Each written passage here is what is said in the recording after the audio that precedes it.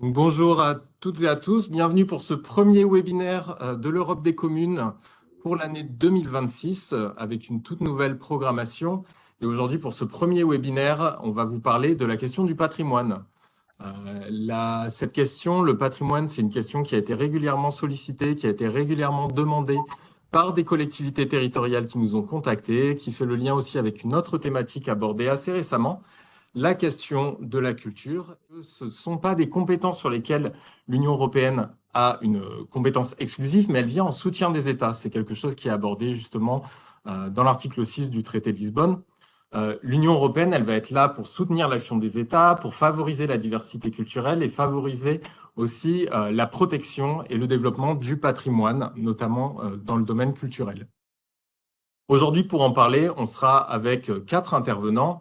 On abordera tout d'abord les questions liées au programme Europe Créative et le cadre finalement de patrimoine culturel avec Martha du Relais Culture Europe.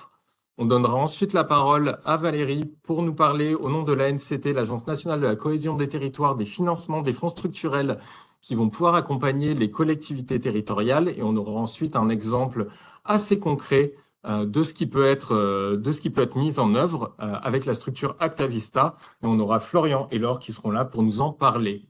On finira aussi pour aborder aussi un domaine un petit peu plus large, parce que le patrimoine, ce n'est pas que du bâti, ce n'est pas que des projets culturels.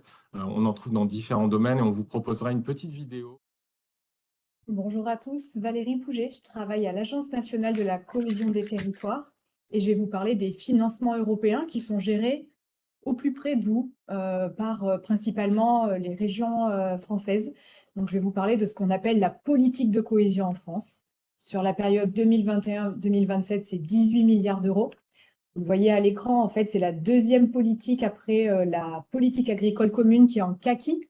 Voilà, la politique de cohésion, c'est les ronds verts. C'est un tiers du budget de l'Union européenne et la France gère et a une enveloppe de 18 milliards d'euros sur son territoire pour financer des projets locaux. Alors pourquoi moi, à NCT, je vais vous parler de ça et c'est pas les régions qui viennent aujourd'hui. En fait, on va dire que je suis un peu leur porte-voix. Nous, notre rôle à la NCT, en gros, c'est d'aller négocier à Bruxelles l'enveloppe et comment on va pouvoir l'utiliser. Deuxièmement, en fait, c'est de se mettre d'accord en interministériel sur ce que fait l'argent de l'État et ce que fait l'argent de l'Europe. Et notre dernier niveau d'interlocution, c'est les régions. En fait, on les aide à programmer ces fonds européens. Donc, vous le voyez à l'écran, 18 milliards d'euros pour la France sur la période 2021-2027 pour financer une Europe plus compétitive, plus innovante, plus verte, plus sociale, plus proche des citoyens, plus connectée. Voilà, et tout ça, ça se matérialise par le FEDER, une enveloppe de 9 milliards de FEDER sur le territoire français. C'est sûrement un acronyme qui vous dit quelque chose, le Fonds européen de développement régional. Donc 9 milliards qui est géré 100% par les régions françaises. Puis également, si on revient sur la page de présentation avec la facilitation graphique, vous verrez que les fonds européens, c'est aussi le Fonds social européen, le FSE+. C'est 6,4 milliards d'euros qui sont gérés à la fois par les régions et par le ministère du Travail. Et le troisième et dernier fonds, dans ces fonds européens gérés au niveau local, c'est le Fonds pour une transition juste, FTJ. Bref, 1 milliard d'euros pour aider les territoires hyper émetteurs de CO2 à revoir et à envisager finalement la neutralité climatique à horizon 2050. Je vous propose qu'on revienne sur la page précédente où je vous parlais un petit peu plus du rôle des régions. Voilà. On va reprendre la carte de France avec les régions qui s'affichent. En fait, ce que je voulais vous dire par cette slide, c'est que les régions, elles gèrent deux porte-monnaies. Elles gèrent les crédits régionaux votés dans l'hémicycle, qui sont gérés par ce qu'on appelle les directions opérationnelles, la direction des lycées, la direction culture, qui sont sûrement vos interlocuteurs, la direction de transport, etc. Et à côté, c'est ce dont je vais vous parler aujourd'hui, la région, elle gère un deuxième porte-monnaie, les fonds européens, donc le FEDER, une partie du FSE+, et une partie du fonds de transition juste, qu'elle décide dans des instances dédiées, etc. Bref, souvent, vous, quand collectivité, vous vous adressez à la région, eh bien, sachez qu'il y a deux porte-monnaies, et des fois, c'est des services qui sont différents et qui ne se parlent pas forcément. Donc, vous avez 2 fois plus de chances de capter des fonds européens, à la fois via les crédits propres et à la fois via les fonds européens. Donc, en tout cas, vous aurez les contacts des personnes qui gèrent les fonds européens en région à la fin du diaporama. Voilà, je voulais juste faire cette petite digression pour vous présenter un peu qui fait quoi en région et quel est le rôle des régions françaises. Je vous propose maintenant qu'on rentre dans le contenu de cette enveloppe, ces 18 milliards, qu'est-ce qu'il y a dedans?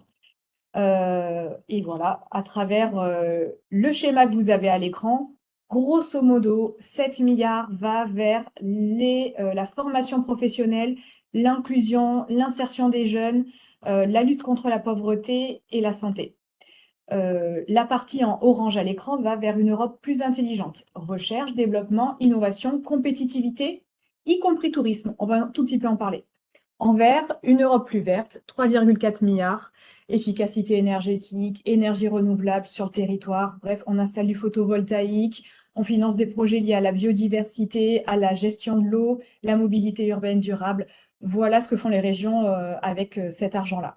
Une Europe plus proche des citoyens, c'est ce que vous avez un bleu à l'écran aussi, 1 milliard. Bref, en général, c'est plutôt de l'argent que les régions vont confier aux communautés de communes, aux communautés urbaines, aux métropoles, en leur disant, tiens, sers-toi dans cette enveloppe qui sera qu'à toi sur une période de 6 ans et finance avec cette enveloppe tes petites infrastructures locales. Voilà. Le Fonds pour une transition juste, on en a un petit peu parlé. 6 régions françaises qui sont concernées uniquement, c'était celles qui étaient méga émettrices de CO2, notamment le Nord ou les Bouches-du-Rhône. Voilà, ils ont des financements supplémentaires pour pouvoir amener la transition climatique sur leur territoire. Et dans ces 18 milliards, il y a très peu de financement, mais il y en a un petit peu pour une Europe plus connectée, et ça concerne surtout les Outre-mer. Tant que je parle des Outre-mer, ça me permet de vous dire que les 18 milliards d'euros, il y en a quand même le tiers qui va vers les territoires d'outre-mer, parce que le but de la politique de cohésion, c'est donner beaucoup d'argent à ceux qui ont des difficultés, donc outre-mer par exemple, qui a des problèmes de croissance, de PIB, d'emploi, et pas beaucoup aux régions riches. Donc il n'y a pas beaucoup d'argent en Île-de-France ou en Rhône-Alpes, par exemple. Allez, je vous propose qu'on rentre vraiment dans le vif du sujet et qu'on aille un petit peu sur les exemples. Je vais axer ma présentation sur les exemples parce que c'est du méga concret. Malheureusement, mon angle mort, c'est que j'ai trouvé très peu de projets sur du patrimoine immatériel et sur les langues. Mais en tout cas, je sais qu'il y a des financements publics pour tout ça, plutôt auprès de l'État, via les commissariats de massifs, aussi via les régions. Donc, je vais plutôt vous parler des projets de conservation et de valorisation du patrimoine culturel et naturel, pour commencer. Le premier projet à Saint-Honoré-les-Bains, je voulais vous présenter un projet avec une toute petite commune, 678 habitants.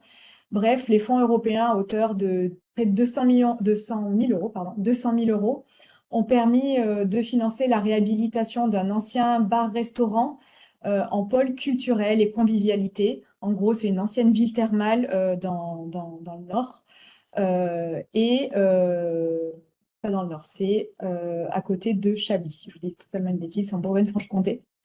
Donc, les fonds européens ont permis de réhabiliter cet ancien bar-restaurant pour y créer une médiathèque, une toute petite salle pour l'école de musique et une salle d'exposition, donc pour amener à la population un petit peu un lieu culturel, mais aussi aux touristes et aux personnes qui fréquentent l'espace thermal.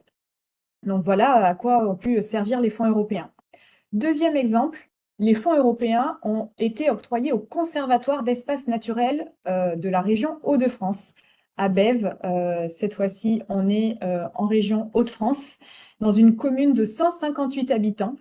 Bref, c'est une commune où il y a un petit peu un écosystème particulier. En fait, c'est un ancien récif corallien de l'époque primaire. Et donc, il y a en fait un écosystème hyper particulier, calcaire, et il y a une faune particulière et une flore particulière. On y trouve des orchidées. C'est un des seuls endroits en France où on trouve cette variété d'orchidées. Bref, les fonds européens, à hauteur de près de 250 000 euros, ont permis d'acheter des espaces naturels pour la conservation du patrimoine naturel. Voilà à quoi ont servi les fonds sur tout ce qui était tourbières, milieu humide, etc., avec, in fine, bien sûr, une vocation aussi touristique derrière tout ça. Je vous propose qu'on passe à la page suivante pour vous parler du bâti. la valorisation du patrimoine bâti, premier projet à l'écran en région Occitanie à Agde, dans l'Hérault, la Villa Laurence, qui a été rachetée dans les années 90 par la communauté d'agglo de Hérault Méditerranée, autour d'Agde, qui a acheté cette maison qui était détenue par une famille depuis le 19e, où il y avait une grande collection d'art, il y a des artistes qui sont venus peindre l'intérieur de la maison, comme vous le voyez. Et il y a aussi un très beau jardin. Et donc, c'est un endroit touristique à Agde qui draine un peu quelque chose de complémentaire avec la station balnéaire, bref, qui amène un aspect culturel et patrimonial. Et sur un projet à 1,6 million d'euros, les fonds européens sont intervenus à hauteur de 600 millions d'euros auprès de la communauté d'agglo pour refaire le jardin, pour vous la faire courte. Mais également, les fonds européens, à travers le deuxième exemple, peuvent aussi financer des projets privés. En l'occurrence, vous le voyez, à Montbard, en région Bourgogne-Franche-Comté, en Côte d'Or, il y a 150 000 euros de fonds européens qui ont servi sur la restauration et l'entretien de l'abbaye de Fontenay, qui est détenue par une famille, donc par un acteur privé. Bref, le lieu, il est ouvert toute l'année, il y a 80 000 visiteurs par an, et les fonds européens ont permis de la rénovation de l'ensemble abbatial et sur l'environnement naturel. Voilà un petit peu ce qui peut être fait sur du bâti, donc à la fois porteur privé et à la fois porteur public. Je vous propose qu'on passe à la page suivante du diaporama. Et sur la page suivante du diaporama, on va parler un petit peu de la structuration de l'offre touristique. Donc, les fonds européens peuvent financer toujours des projets privés. Le premier à l'écran, c'est une société privée, bref, c'est des détenteurs d'un bed and breakfast qui sont sur la commune du Teil, dans l'Allier, petite commune de moins de 400 habitants. Bref, les fonds européens ont permis de la rénovation du patrimoine historique et de diversifier cette offre touristique. En gros, c'est un Airbnb, un bed and breakfast où vous pouvez prendre une voiture de collection, comme vous voyez à l'écran, pour après aller faire le tour de la Sioule, parce qu'on est à côté de Saint-Pourçain sur Sioule quand on est au Teil. Bref, 400 000 euros de FEDER sur un projet à plus de 700 000 euros pour ce projet privé de structuration de l'offre touristique en milieu rural.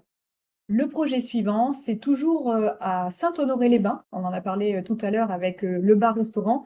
Et j'ai trouvé aussi ça dans la base de projet. En tout cas, les fonds européens à hauteur de 400 000 euros sur un projet à 1 million ont permis la restauration d'un édifice qui appartient au château de la Montagne. En tout cas, cet édifice, il était classé monument historique. Il avait été identifié comme en péril par la mission Berne. Et en tout cas, les acteurs privés, les détenteurs de ce château ont eu un projet de rénovation et les fonds européens sont intervenus sur de la rénovation des murs intérieurs, extérieurs, menuiseries, etc.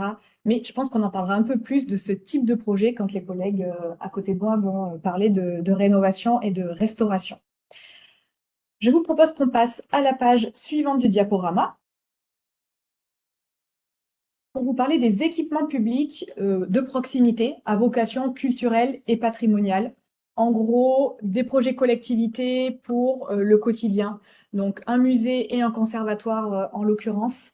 En tout cas, chez nos collègues de Grand Est, les fonds européens ont permis le déménagement du musée des Émaux de Longuevie, avec une mobilisation de fonds européens supérieure à 500 000 euros sur un projet à 2,6 millions d'euros. Donc en fait, le musée est parti dans les nouveaux bâtiments, enfin les anciens bâtiments, pardon, de la Banque de France. Et tout a été transporté. Donc, il y a une nouvelle scénographie, des objets d'art, il y a eu la rénovation, etc. Donc, les fonds européens ont été mobilisés sur tout ça. Et donc, vous avez en photo à l'écran l'ancien musée. Je ne peux pas vous donner la photo du nouveau parce que ce n'est pas encore terminé. En tout cas, le projet en dessous, c'est un petit peu différent. C'est la construction d'une cité éducative et artistique. Là, on est à côté de Chablis, dans l'Yonne. Et 600 000 euros ont été mobilisés sur un projet à 2,9 millions d'euros. On est en milieu rural et finalement, ce projet a vocation un peu à structurer l'offre de proximité culturelle avec finalement atteinte de nouveaux publics, toujours sur l'offre pédagogique des musiques classiques, mais aussi une diversification sur la musique actuelle, rock, jazz, musique électronique.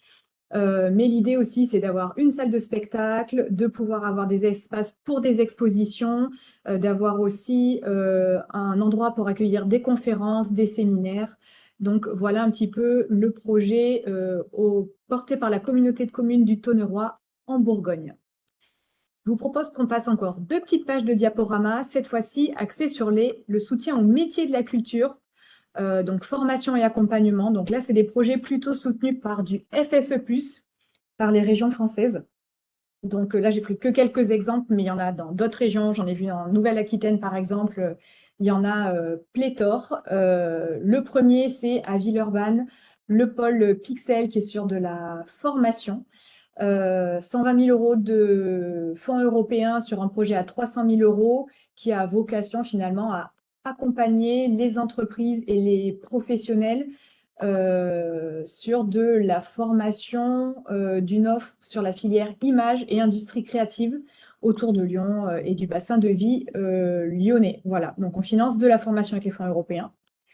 En dessous à l'écran, vous voyez le projet porté par la Guyane, par Working Scope Projectiva. Donc, c'est une scope qui, là aussi, va faire de la formation et finalement plutôt de l'accompagnement à l'entrepreneuriat sur tout ce qui est métier du commerce et de l'artisanat, de la création des métiers d'art, de la culture et du spectacle, etc. Donc, on est sur un projet à 500 000 euros et on a une intervention de fonds européens à un peu plus de 400 000 euros. Voilà, et on est sur plutôt du public fragile. Et la dernière slide, toujours sur de l'accompagnement et de l'entrepreneuriat. Le premier, toujours dans la région lyonnaise, le collectif Graines de Sol qui accompagne finalement tous les métiers du secteur des métiers artistiques et culturels, plutôt sur des thématiques de coopératives, d'emploi et d'activité, ce qui est quelque chose d'assez intéressant et d'important dans l'ESS, qui donne pas mal de flexibilité. Voilà, pour ceux qui connaissent un petit peu le fonctionnement des communautés d'emploi et d'activité. En tout cas, sur un programme de formation sur plusieurs années à 350 000 euros, 140 000 euros de fonds européens ont été mobilisés. Et en fait, les fonds européens, concrètement, ça permet d'avoir un coût de formation beaucoup moins élevé pour les participants. Voilà, avec cette participation-là. Donc, pour les gens qui sont des créateurs d'entreprises ou des gens de la filière des métiers artistiques, on a un coût de formation moins élevé. Et c'est aussi le cas de projets comme ça, on en retrouve à Clermont-Ferrand, celui qui est porté par le Damier, donc le lieu Le Damier qui aussi a vocation à fédérer tous les porteurs de projets, de la création d'entreprises dans le domaine des industries créatives et culturelles. Et donc là, on est sur un projet à 200 000 euros et les fonds européens interviennent à hauteur de 150 000 euros. Le suivant, on est en Guyane, à Cayenne, où les fonds européens ont été mobilisés sur un dispositif d'accompagnement à la création d'entreprises. Voilà, toujours sur des jeunes talents du territoire, un parcours individualisé pour créer son activité dans l'art vivant, dans le théâtre, dans la musique, dans la danse, dans l'audiovisuel, dans les arts visuels, etc. Bref, les fonds européens permettent d'avoir un coût moins élevé de formation. Voilà ce qui est des projets. Je ne sais pas si j'ai écoulé mon temps. Alors, on a été un petit peu en décalé, donc difficile à estimer, mais on a pas mal de questions aussi qu'on va pouvoir prendre. Je pense que ça va être l'occasion ensuite de répondre à tout ça, pas mal sur les critères d'éligibilité aussi, mais on va faire un tout petit peu le tri. En attendant, ce que je vous propose, c'est d'essayer de reprendre Martha pour voir si ça fonctionne. J'ai juste une petite slide en plus, c'est Ah bah, cadeau, c'est bonus. Parfait, c'est ça va comment on répondre sollicite certainement les à fonds d'autres. européens. Parfait, ça répondra à des questions. Je la fais en quelques secondes. Donc, on va passer à la slide suivante. Comment on sait s'il y a des fonds européens sur son territoire pour financer des projets un petit peu comme on les a vus? La demande de subvention, on la pose directement auprès de la région. Vous allez voir sur la slide suivante, c'est tous les contacts. Ou sinon, on fait une revue sur aide et territoire ou sur le site internet de la région. Il y a souvent des appels à projets qui sont en cours. Donc, l'étape 1, c'est faire la demande de subvention. On peut même être accompagné par la région quand on fait son dépôt de demande. Après, il y a un travail d'instruction. Après, il y a un travail de programmation. On va conventionner, on va mettre en œuvre. Et une fois qu'on va avoir mis en œuvre, on va être payé donc a posteriori par les fonds européens. En tout cas, il y a 3 choses à retenir juste de mon intervention qui a été super longue. C'est que, petit 1, les fonds européens sont gérés par les régions. Petit 2, il y a des fonds sur la culture et patrimoine. Il faut être assez structuré quand même. C'est des gros projets que je vous ai présentés parce qu'il y a un coût administratif. C'est lourd, il faut les justificatifs, etc. Donc, il faut être structuré pour pouvoir les demander. Et petit 3, ce qui est embêtant, c'est qu'on est payé a posteriori. Et ça, il faut le savoir dès le départ. Voilà, c'était les 3 choses importantes. Je pense que ce sont 3 choses qui ont répondu à énormément de questions qu'on avait dans le chat, donc très utile. Merci beaucoup. Merci aussi pour les contacts qu'on transmettra, bien entendu, avec les différents PowerPoint qui seront diffusés suite au webinaire et qu'on mettra à disposition sur notre site. Je vois qu'il y a pas mal de personnes aussi qui se posaient des questions sur les points de contact dans les différentes régions, donc ça permettra de répondre à tout ça. On va essayer, si la technique nous le permet, de redonner un petit peu la parole à Martha pour nous parler des programmes thématiques. On Oui, se Tanguy. dépêchera un tout petit peu et puis ensuite on laissera la parole aux exemples avant de prendre l'ensemble des questions qui nous restera. Bonjour Tanguy, bonjour à toutes et tous. Merci à toute l'équipe de la représentation permanente pour cette invitation. Je suis ravie d'être là. Donc voilà, je m'appelle Martha Gutiérrez, je travaille au Relais Culture Europe. Je suis chargée du programme Europe Créative, donc je m'occupe notamment du volet culture. Alors, c'est quoi les Relais Culture Europe? Les Relais Culture Europe est une institution parapublique. Pour mieux le dire, c'est le point de contact national français pour les programmes Europe Créative, agit comme une interface entre l'Union européenne, les territoires et les États membres, traduisant les enjeux, les priorités, les outils européens. Donc, notre mission au sein des Relais Culture Europe est d'expliquer notamment et d'appréhender en matière de culture, de création, de citoyenneté en faveur de la culture, toute question qui concerne l'Europe et la culture, de rendre lisibles les programmes européens, leurs objectifs et leurs critères, et notamment d'accompagner la montée en compétence de tous les acteurs, que ce soit notamment dans la coopération européenne. Nous accompagnons les porteurs de projets afin qu'ils puissent identifier tous les programmes européens, clarifier aussi les structures de leurs projets et comprendre aussi les critères d'éligibilité et d'évaluation. Donc, dans cette mission, c'est de transformer des idées, soit à l'échelle locale, en projets européens solides et pertinents. Et enfin, on a tout un travail de mise en œuvre des réseaux culturels, des recherches de structuration, des partenaires nationaux, transnationaux. Et l'objectif est vraiment de renforcer la coopération européenne, notamment au niveau des territoires. Et nous avons donc on va dire, un objectif important que d'observer et valoriser aussi les dynamiques européennes. Donc, c'est-à-dire analyser des tendances européennes dans le secteur culturel, la valorisation de tous les projets qui sont soutenus par l'Union européenne et notamment les projets français et la diffusion des bonnes pratiques issues des territoires. Donc, notre travail est de nourrir la réflexion collective et de renforcer la visibilité de l'action européenne. Alors, donc, comment l'Union européenne pense le patrimoine aujourd'hui? Donc, tout d'abord, il s'agit d'une vision renouvelée du patrimoine. Depuis la dernière période de programmation, l'Union européenne a profondément renouvelé sa manière d'appréhender le patrimoine. Donc, on passe d'une approche essentiellement conservatrice et monumentale à une vision globale, dynamique et stratégique. C'est ce qu'on va voir tout à l'heure avec les exemples. Donc, une approche intégrée des patrimoines. Donc, on a un patrimoine qui doit penser ses projets dans les patrimoines matériels, bien sûr les monuments, les sites, l'architecture, les objets, mais aussi un patrimoine immatériel qui peut toucher les savoir-faire, les traditions, les pratiques culturelles, l'expression orale, un patrimoine naturel et paysager en lien avec la biodiversité et un patrimoine numérique qui peut aussi toucher la numérisation, l'ouverture, l'accès à l'ouverture aux usages numériques patrimoniaux. Par exemple, le programme Europeana est un programme qui est là pour rendre le patrimoine accessible, réutilisable et vivant, et notamment pour l'éducation, la création et le tourisme culturel. Un patrimoine vivant en évolution, c'est une autre approche qu'on lui donne des patrimoines.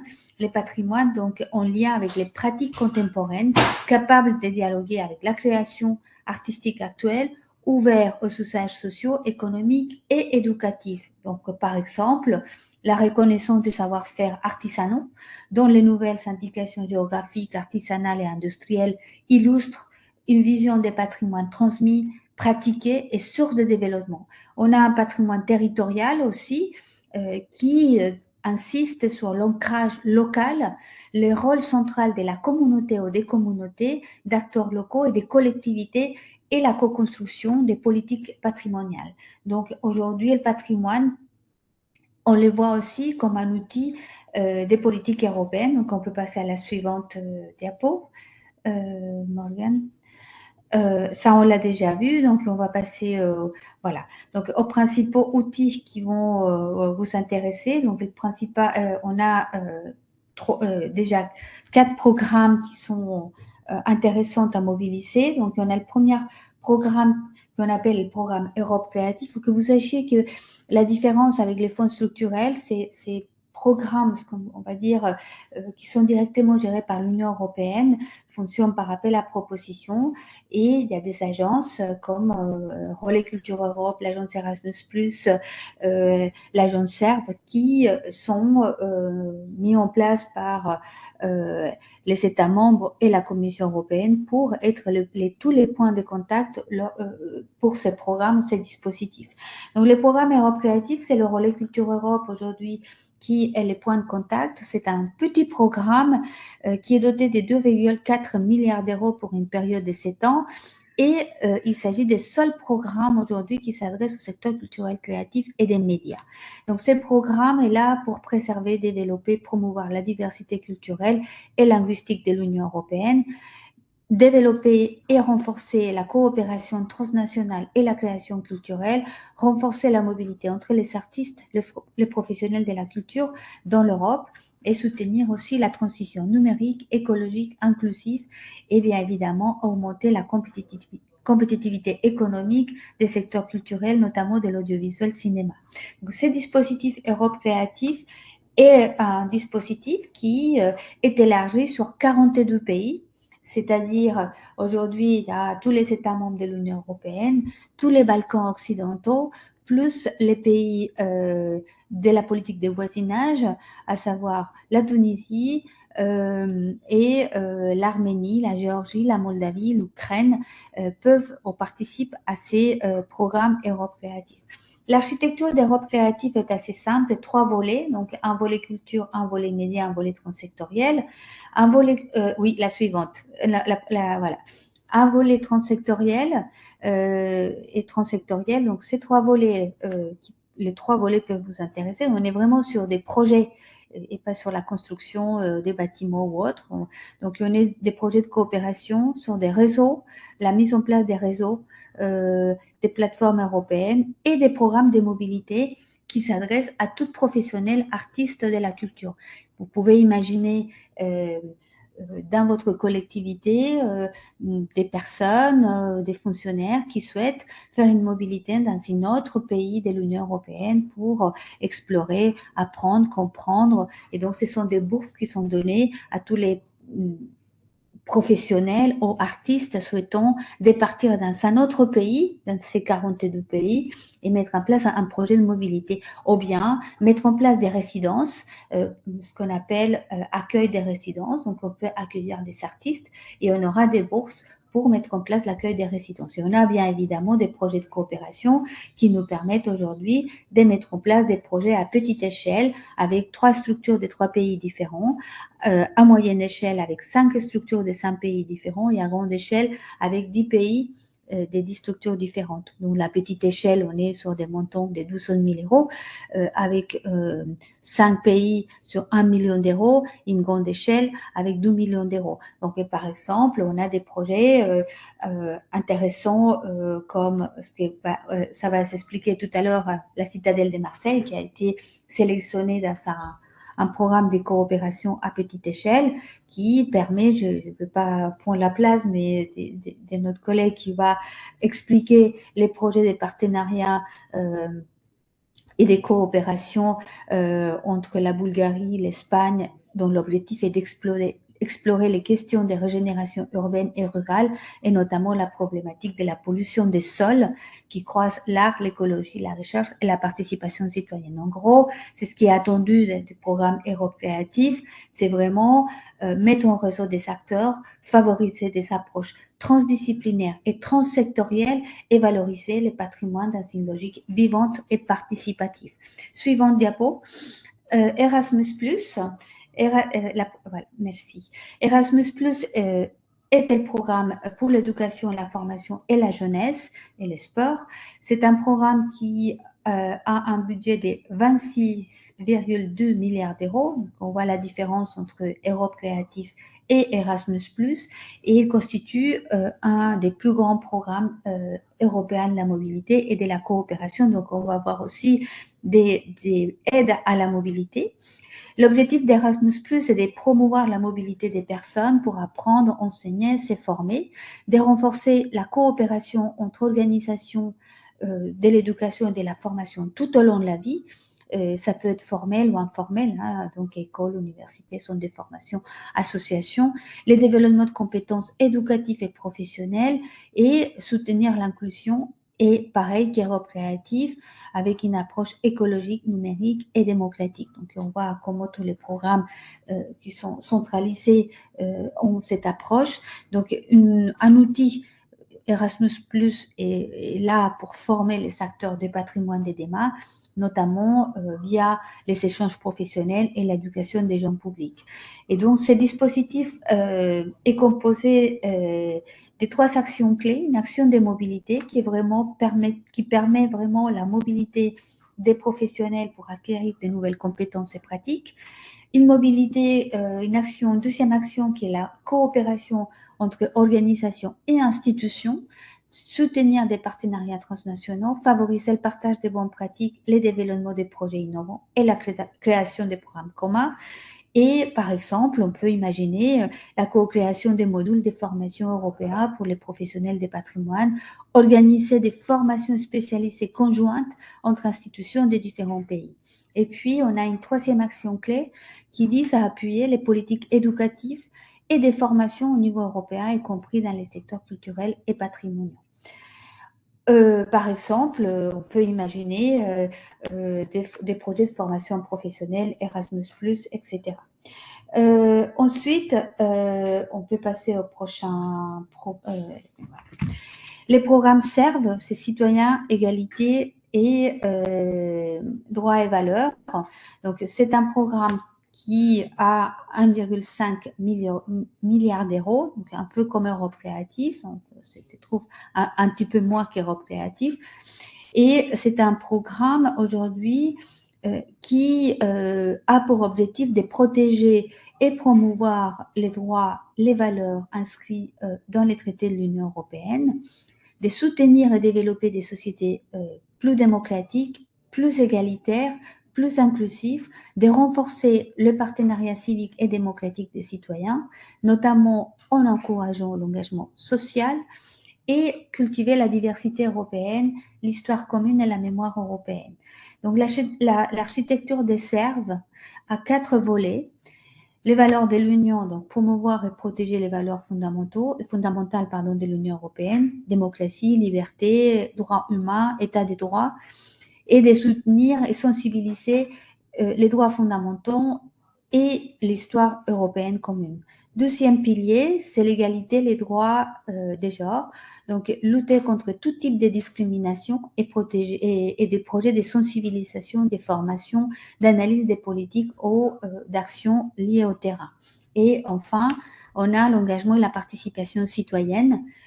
Ces dispositifs vont aider, encourager les citoyens à participer activement à la vie démocratique de l'Union européenne en finançant des actions, des mémoires européennes, des échanges, des débats publics, des jumelages des villes, des réseaux entre villes et citoyens pour accroître la compréhension mutuelle et l'engagement civique.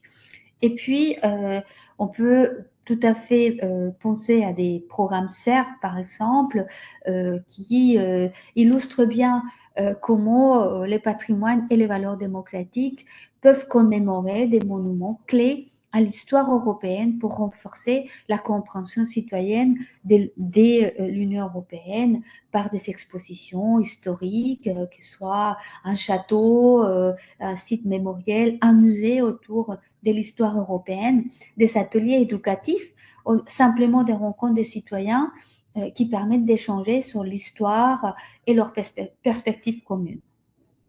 Ensuite, on a un autre programme, donc on peut passer à la diapositive suivante, merci, c'est Horizon Europe. Donc, Horizon Europe est le programme cadre de l'Union européenne pour la recherche et l'innovation. Pareil, pour une période de 7 ans, 21 à 27, avec un budget global de 95,5 milliards d'euros. Donc, c'est le troisième budget de l'Union européenne.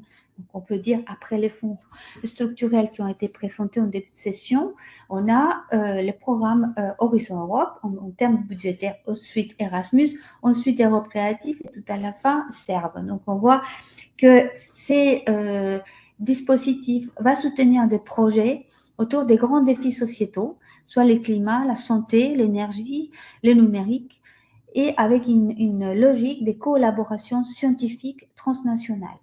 L'architecture du programme Horizon Europe, on a un pilier qui est dédié à la culture, ce qu'on appelle culture, créativité et société inclusive. Donc, il y en a plusieurs clusters. Et donc, il y a un pilier, un cluster qui est dédié à la culture. Et ces clusters traitent notamment la sauvegarde, la valorisation et la gestion innovante des patrimoines culturels européens.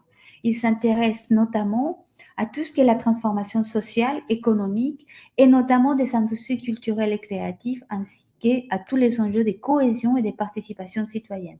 Donc, comme vous voyez, en fait, les fils conducteurs de tous ces programmes, vous pouvez avoir un projet avec une culturelle ou artistique, mais si il n'y a pas cette vision européenne autour de l'écologie, les numériques et la participation citoyenne, ça ne pourrait pas vraiment rentrer dans ces dispositifs.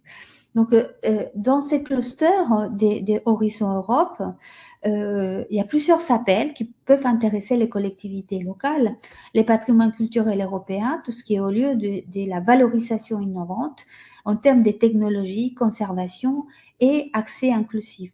Les industries culturelles et créatives comme un moteur d'innovation et de croissance durable, la démocratie, la gouvernance, la mémoire, qui sont des fonctions sociales et participatives des patrimoines. Donc, par exemple, on peut bien évidemment imaginer des partenariats européens cofinancés pour les patrimoines culturels résilients qui sont destinés à des actions qui favorisent la résilience du patrimoine face aux défis climatiques. On peut aussi avoir des appels qui sont destinés au numérique pour le nouage collaboratif européen du patrimoine, donc notamment pour faciliter la numérisation et l'analyse des données patrimoniales. Dans les programmes Horizon Europe, on a un dispositif qui s'appelle les New European Bauhaus.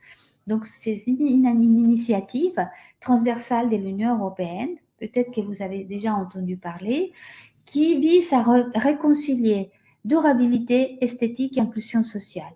Donc, dans les cas d'Horizon Europe, il y a ce dispositif qui s'appelle Facility NEB, New European Bauhaus, qui finance des recherches et des innovations qui incarnent ces valeurs, donc la durabilité, l'esthétique et l'inclusion, pour avoir des modes de vie plus verts, plus inclusifs et plus esthétiques. L'objectif de cette initiative de New European Bauhaus est de favoriser des approches intégrées, combinant architecture, design, art, culture, sciences, pour des transformations durables, encourager des solutions génératives pour les bâtiments existants, la cohésion sociale et la transformation des quartiers, et tester de nouveaux modèles économiques et de financement pour des projets plus inclusifs et plus durables. On va voir tout à l'heure comment la citadelle de Marseille a bénéficié d'un projet de coopération d'Europe créative et aussi d'une initiative de New European Bauhaus qui va vous permettre d'illustrer les New European Bauhaus comme une approche vraiment d'esthétique et de participation citoyenne. Et voilà, et ensuite, je ne vais pas répéter ce qui a été dit tout à l'heure avec les fonds structurels qui sont FEDER et FSE. Et voilà, donc la suivante, la diapo suivante, s'il vous plaît. Voilà, donc finalement, ce qui aujourd'hui est attendu simplement pour penser le patrimoine au cœur de la stratégie européenne, c'est vraiment avoir des leviers écologiques, des leviers numériques, des espaces démocratiques, un facteur d'attractivité territoriale et les opportunités qui existent ils nécessitent aujourd'hui une acculturation aux logiques européennes, ce que on vient de voir rapidement, une capacité à travailler en partenariat et avoir une vision stratégique à long terme et surtout une vision européenne, parce que souvent, on peut avoir des projets patrimoniaux, artistiques et culturels sans vision européenne, sans plus-value européenne. Donc, c'est ça qui est intéressant, qu'on verra tout à l'heure peut-être avec notre collègue qui vont nous présenter les exemples des projets. Ensuite, diapo suivante. Diapo suivante. Alors, on est où aujourd'hui? Peut-être 2 mots pour vous dire que les programmes européens arrivent bientôt à la fin et nous sommes dans aujourd'hui l'Union européenne et les États membres négocient les futurs cadres budgétaires de l'Union européenne qui sera négocié avec les prochaines présidence de l'Union européenne et on a donc un nouveau dispositif qui a été présenté par l'Union européenne qui s'appelle Agora EU. Donc, si on peut, diapo suivante. Et ce dispositif Agora EU va fusionner les programmes SERV et Europe Créative.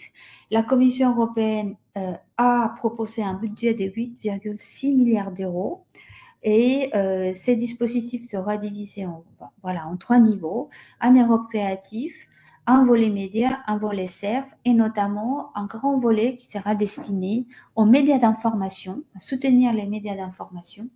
Et voilà, merci. Merci beaucoup, Martha. Merci d'avoir persisté malgré les soucis techniques. Je pense que votre intervention a aussi répondu à pas mal des questions qui se sont posées dans le chat. On a essayé de répondre à quelques-unes d'entre elles pendant la présentation, notamment pour trouver les différents contacts vers les programmes les plus adaptés.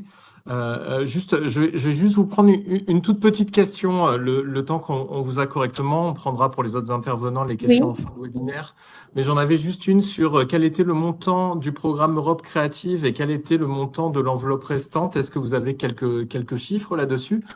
Alors, nous n'avons pas des montants, c'est-à-dire qu'on a un programme qui est divisé en appels, donc tout le programme est divisé en appels, on a des montants fixes pour chaque appel, donc effectivement une bonne question parce que que ce soit Erasmus, Europe Créative, SERV, ils fonctionnent par appel à proposition, donc des fois 2 fois par an, 1 fois par an, et on a des montants fixes par appel.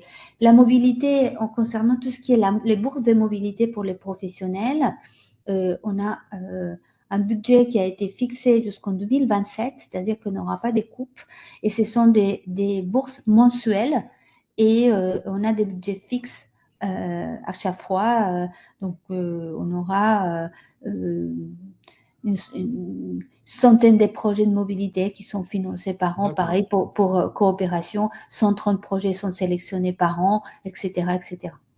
D'accord, dans ce cas-là, il ne nous reste qu'à inviter les potentiels candidats à aller se renseigner sur le site du Relais Culture Europe pour découvrir sur les différents appels qui pourront être faits sur le oui, programme Europe Créative. surtout Et une de toute manière, information importante, c'est pour ce qui reste, et ce qui va être important de soutenir notamment dans Europe Créative, c'est des structures nouvelles.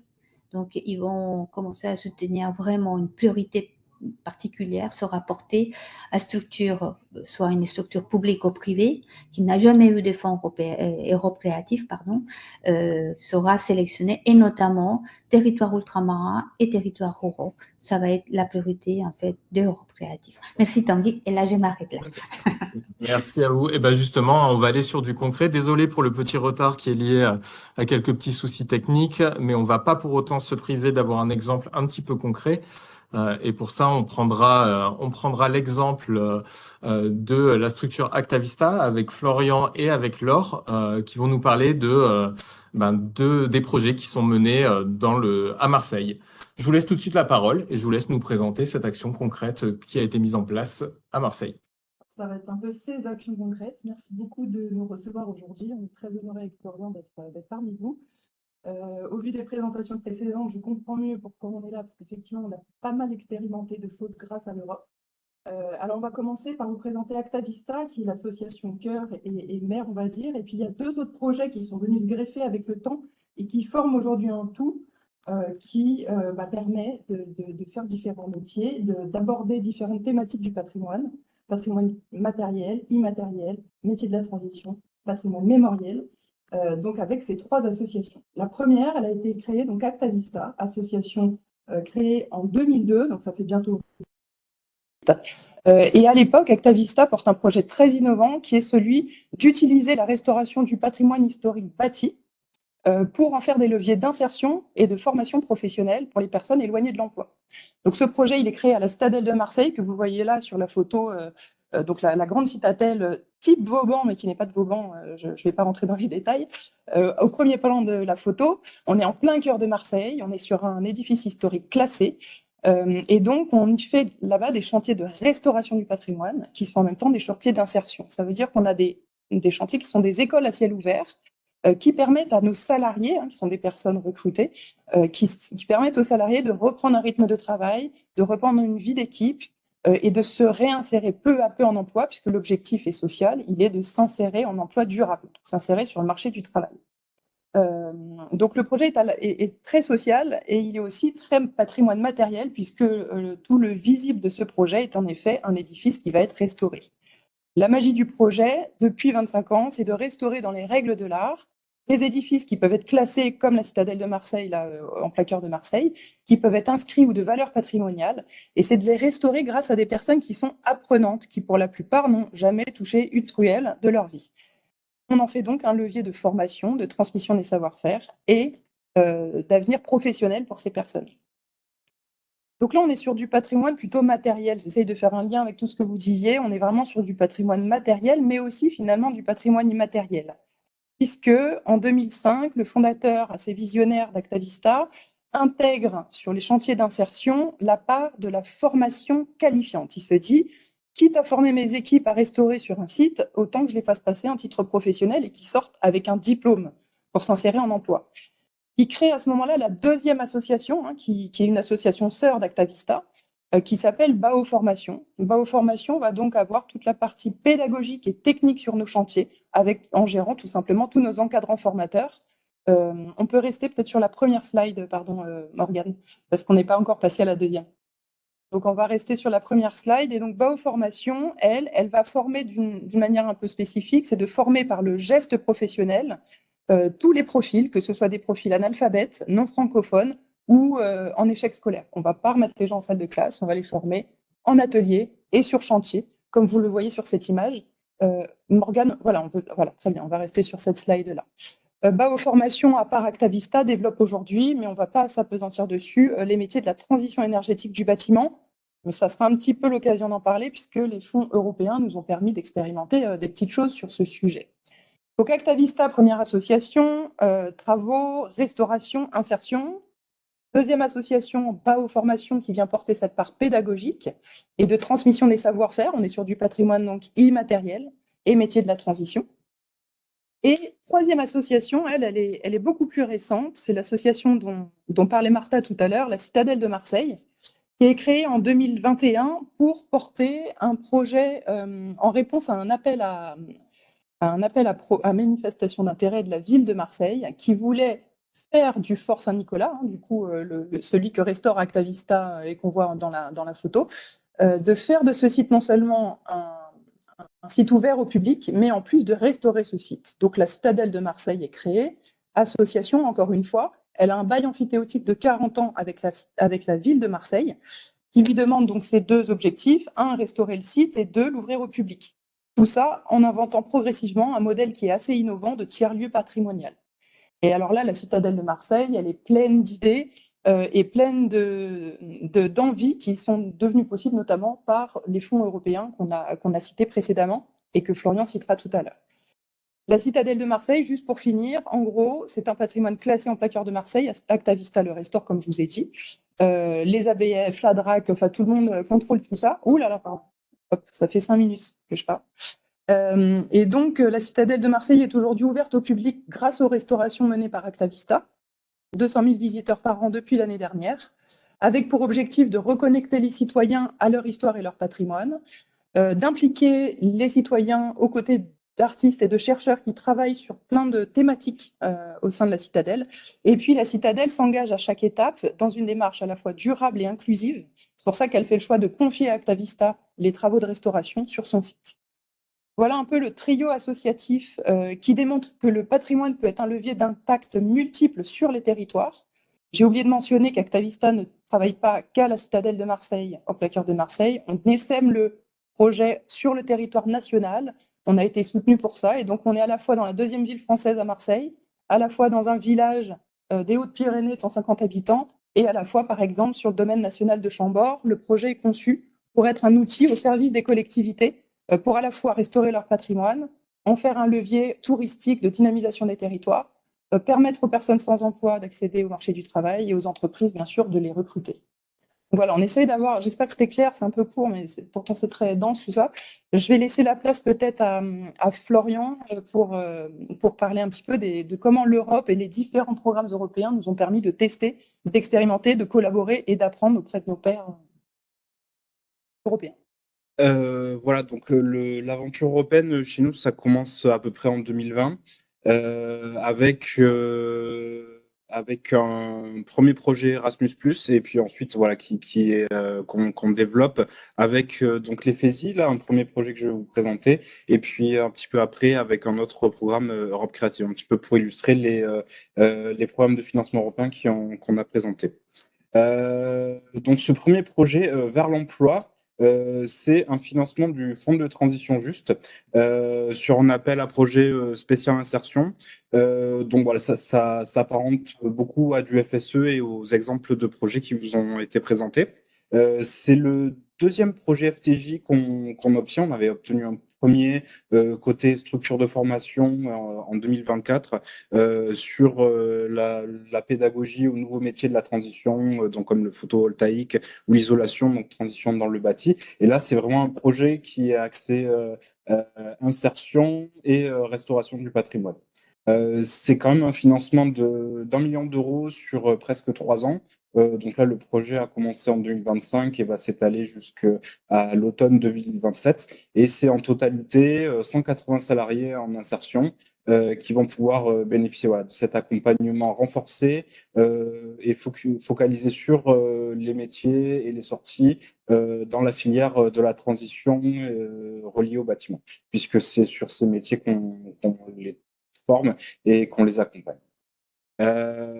Voilà, le patrimoine, je pense que tout le monde est au courant, c'est quand même un support qui est coûteux et c'est d'autant plus coûteux que de rajouter une couche de transition et d'écologie dessus, même si voilà, le patrimoine est quand même vertueux par essence sur ces sujets d'écologie, d'éco-construction. Mais en tout cas, voilà, c'est un financement qui est bienvenu. Un financement voilà, qui intervient aussi dans une période où des enveloppes de financement public se réduisent. Et voilà, on a la chance d'être dans les Bouches-du-Rhône, donc un territoire éligible au FTJ.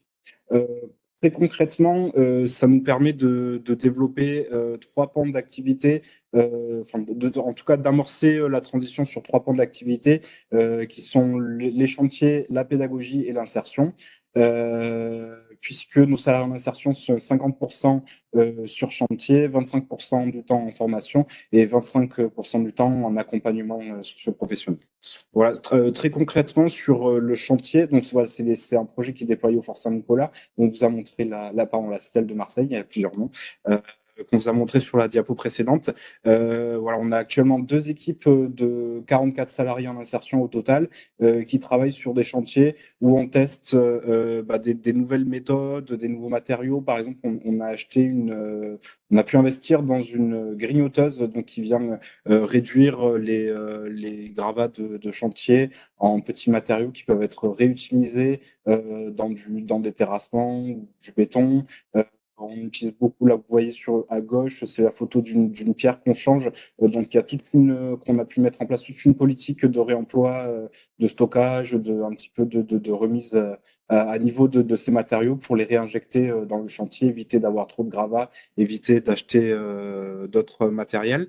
Et voilà, ça, c'est un sujet qu'on travaille de manière transverse aussi sur le tri des déchets, sur la gestion de l'eau. Voilà, c'est un sujet qu'on expérimente dans le cadre de ce projet. Le deuxième aspect sur la pédagogie, voilà, c'est de former ces personnes, en tout cas un peu plus, les former ou les sensibiliser au savoir-faire et aux éco-gestes avec comment on valorise en fait toutes les micro-compétences écologiques qu'ils développent pendant leur parcours d'accompagnement et comment les mettre en phase avec ce qui est attendu derrière par les entreprises qui vont pouvoir les recruter et aussi travailler sur la refonte du titre professionnel de maçonnerie du bâti ancien qui sont en train de passer, où ce titre évolue vers les aspects, par exemple, thermiques du bâtiment. Donc voilà, à nouveau, on peut, au niveau pédagogique, un petit peu se faire financer du centre de travail là-dessus. Et surtout, ce qui est le cœur du projet, c'est l'insertion. Donc voilà, comment on va aiguiller ces personnes vers des sorties en emploi et en particulier sur des métiers verts en tension. Donc voilà, là, ça va être un travail de repérer ces entreprises, de les sensibiliser au projet de l'insertion, où ça va être se mettre en lien avec tout un pan d'acteurs aussi qui est développé sur le territoire pour se mettre en phase, s'acculturer à ce concept de transition, puisque c'est pas forcément les salariés en insertion n'ont pas forcément toujours tous ces codes. Voilà, donc avec des ateliers, des formations, du coaching, on arrive un petit peu à les aiguiller vers ces métiers-là.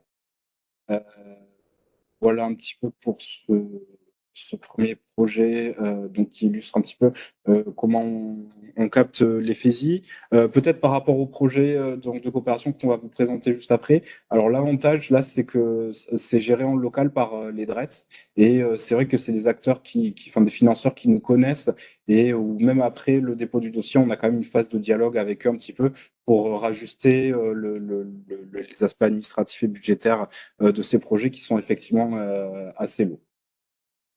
C'est pas une chance qu'on a sur les projets de coopération parce que voilà, une fois que le projet est déposé, on peut plus revenir dessus. Mais en tout cas, voilà, c'est des projets de coopération qu'on a pu développer aussi, et sur le programme Erasmus et sur le Erasmus+, pardon, et sur le programme Europe Créative. Donc avec un premier projet qu'on a développé de 2021 à 2024, le projet IRO. Donc là, c'était en partenariat avec la Grèce, la Croatie et la Belgique sur le test, le prototypage et la consolidation de méthodes pédagogiques pour former des personnes non professionnelles du bâtiment. Donc, par exemple, des salariés en insertion pour nous, mais aussi des étudiants chez les Grecs, des chantiers bénévoles chez les Croates. Voilà, ce genre de public pas forcément professionnel, mais en partie intéressé par le bâtiment et le patrimoine. Donc, de tester des méthodes pédagogiques voilà, pour accompagner ces personnes à se former à ces métiers de la restauration du patrimoine, avec déjà à l'époque une dose d'écologie aussi qu'on avait commencé à tester dans ce projet.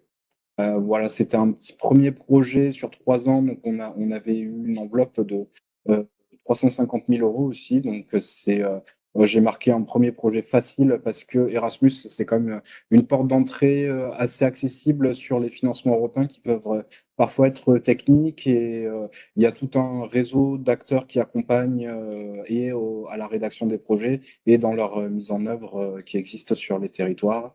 Et voilà, ça fonctionne quand même de manière assez simplifiée par rapport au suivant, donc le programme Europe Créative qui nous a permis de mettre en œuvre ce projet Common Grounds, donc un cycle de résidence artistique participative sur le sujet de la santé des sols. Voilà, malheureusement, à celle de Marseille, on a la petite problématique d'avoir des sols pollués et c'est une caractéristique qui nous relie aussi à nos deux autres partenaires. En Bulgarie et en Espagne. Et là, on travaille à mettre en place ce programme de résidence artistique pour avoir un petit peu un prisme ou un espace de dialogue pour inclure d'autres associations ou d'autres représentants de la société civile qui sont actifs sur ce sujet de la santé des sols, des jardins urbains, voilà, ce genre d'espace qui peuvent un petit peu souffrir de pollution et comment on arrive à travers le prisme artistique à faire passer aussi un petit peu ces messages euh, dans l'opinion publique. Là, c'est porté par Citadelle de Marseille. Là, Citadelle de Marseille. Voilà. Voilà, et puis c'est un petit peu, en fait, avec ce book de projet, on arrive bien à s'insérer dans ce que Martha disait juste avant sur le New European Bauhaus, le nouveau Bauhaus européen, donc qui est le pouvoir combiner l'esthétique des bâtiments avec leur durabilité, et puis surtout à pouvoir y développer des usages multiples et qui sont utiles à toutes et à toutes. Voilà, comme on le met en œuvre à la CL de Marseille avec de l'insertion, de la formation, des activités culturelles et artistiques des messages sociaux et sociétaux tournés autour du vivre ensemble, de l'accès à la culture et de l'environnement. Voilà un petit peu. Ouais, si je peux, 30 secondes, ajouter qu'effectivement, donc tout cet ensemble de projets est permis par l'Europe. On a oublié de parler peut-être des voyages Erasmus+. Donc, on a une accréditation, on a beaucoup d'équipes qui sont parties chez des associations sœurs en Europe pour des partages de compétences. Donc là, c'est des bouffées d'air, des bouffées d'inspiration pour toutes les équipes, y compris salariés en insertion. Et puis, dans cette mouvance de 3 associations, là, quand même, qui développent pas mal de choses et qui testent pas mal de choses, il y a le réseau Europa Nostra qui, en 2023, a donné le grand prix, en tout cas sur la phase transition des savoir-faire à Actavista. Donc Actavista a été lauréate de ce grand prix et ça a ouvert en tout cas un panel à la fois de partenaires, mais aussi ça a ouvert une porte à une sorte de plaidoyer qu'on veut porter, parce que si on se développe en France, je pense qu'on a beaucoup de choses aussi à apporter avec nos pairs européens qui sont déjà spécialisés dans leur pays. Et Europa Nostra nous a mis en lien avec des associations assez exceptionnelles, en Italie notamment, et ailleurs en Europe, pour porter cette voie du patrimoine comme un levier à la fois d'insertion, de création de valeur, de création d'emplois, de transfert de savoir-faire qui se perdent aujourd'hui et qu'il est important de conserver, et à la fois de lien social et de cohésion. Donc, je pense qu'effectivement, on se reconnaît beaucoup dans toutes les valeurs qui ont été données tout à l'heure que porte l'Europe. Merci pour cette présentation. Je reprendrai les mots d'une personne dans les commentaires, mais merci pour cette présentation et les exemples très, très concrets que vous avez apportés. Je vois qu'on a pas mal d'intérêt aussi, ne serait-ce qu'à pouvoir échanger avec vous, à vous connaître. On a quelques personnes qui nous demandent si, en cumulant autant de financements européens, il n'y a pas des risques de financement croisé. Donc, on précisera bien qu'il s'agit de différents projets et qui respectent donc les règles de non double financement. On nous demande aussi si vous avez quelqu'un qui est dédié à la recherche de ces financements européens et au suivi administratif et combien de TP ça représente. Donc, j'en profite puisqu'on vous a pour vous laisser nous dire combien vous êtes pour travailler là-dessus, sur ces questions de financement. C'est essentiellement moi qui porte cette activité. Peut-être l'avantage avec les programmes européens, c'est que c'est planifié sur 7 ans. Donc voilà, tous les ans, les appels à projets arrivent annuellement à des périodes à peu près fixes. Donc voilà, ça permet de s'organiser aussi dans le temps. Mais oui, c'est vrai que l'activité de gestion peut être chronophage. au début et voilà, ça amortit sur la durée, mais ça reste, voilà, pour rester en conformité avec les règles, ça reste une activité à part entière. Après, pardon, pour rebondir là-dessus, il y a un ETP qui est dédié à cette activité. Il faut surtout pas sous-estimer le temps que ça prend aussi aux directions et aux différentes équipes opérationnelles dans la rédaction des projets, parce que Florian, il est sur les projets européens, mais lui n'est pas le spécialiste des métiers de la Citadelle, des métiers d'ABAO, des métiers d'ACTA, même si bien sûr il les connaît. On a besoin des équipes de direction et de développement. Et en aval, on a surtout besoin des équipes terrain qui doivent faire remonter les preuves de travail, etc. Donc ça représente beaucoup plus qu'un ETP. En réalité, en gestion globale, sans compter les finances, qui sont très importantes et qui, comme vous le demandez, vérifient énormément qu'on ne soit pas double financé. On a des commissaires aux comptes qui sont là pour vérifier tout ça. Il faut bien se dire que les financements européens dont on a parlé là ne financent pas forcément de l'existant. Ça finance du projet nouveau. Donc il faut plutôt aller chercher des cofinancements que ça ne finance, double finance certaines activités. Donc là-dessus, je pense que c'est une séparation quand même à faire qui est assez importante. Ça génère de l'activité en plus potentiellement, voilà, pour les équipes. C'est de tout. Juste une complémentaire aux ressources de l'ordre des communes. Pardon, Martha. Non, je voulais juste compléter ce que vous avez dit. Donc, ce que l'Union européenne va vraiment privilégier, c'est la synergie des programmes entre Erasmus+, Europe Créative.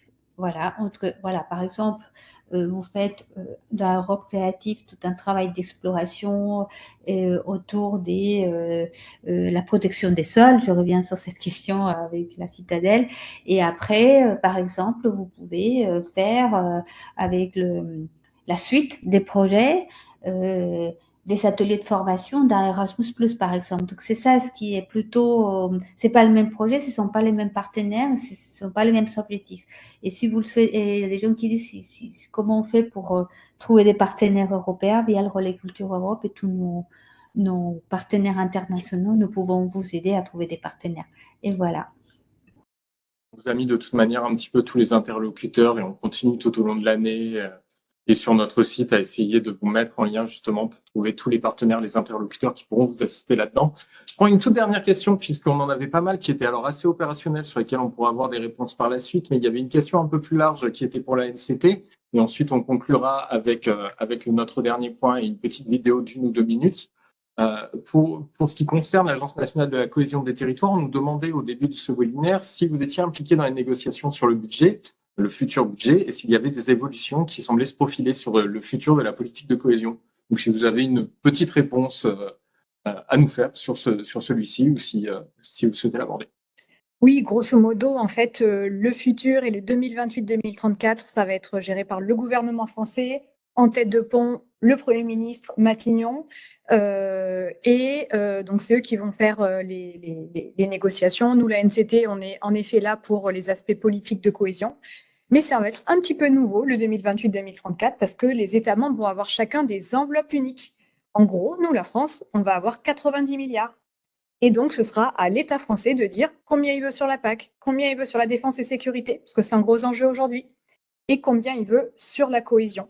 Et donc, sur la PAC, vous le savez, il y a des gros enjeux de souveraineté alimentaire et vous avez vu tout ce qu'on a vu ces dernières semaines avec le Mercosur, avec la dermatose nodulaire, etc. En tout cas, eux, ils vont avoir pas mal d'argent, à mon avis. Et donc, après, sur la politique de cohésion et sur la défense et sécurité, ce sera des choses qui seront crantées au fur et à mesure. En tout cas, l'État français et les régions françaises veulent conserver une politique de cohésion telle qu'elle a pu exister, gérée par les régions françaises, etc. Donc, c'est aujourd'hui, sous le gouvernement Le Cornu, là, le fil conducteur qui est tracé. Donc, on va bosser dans cette direction dans les prochains mois. Et ce sont des sujets qui sont d'ailleurs en discussion. Je vais vous mettre dans le chat les différents articles qu'on a publiés justement sur toutes ces discussions sur le futur cadre financier pluriannuel. On évoque justement la politique de cohésion, la PAC et les programmes thématiques. On aborde justement toutes ces discussions.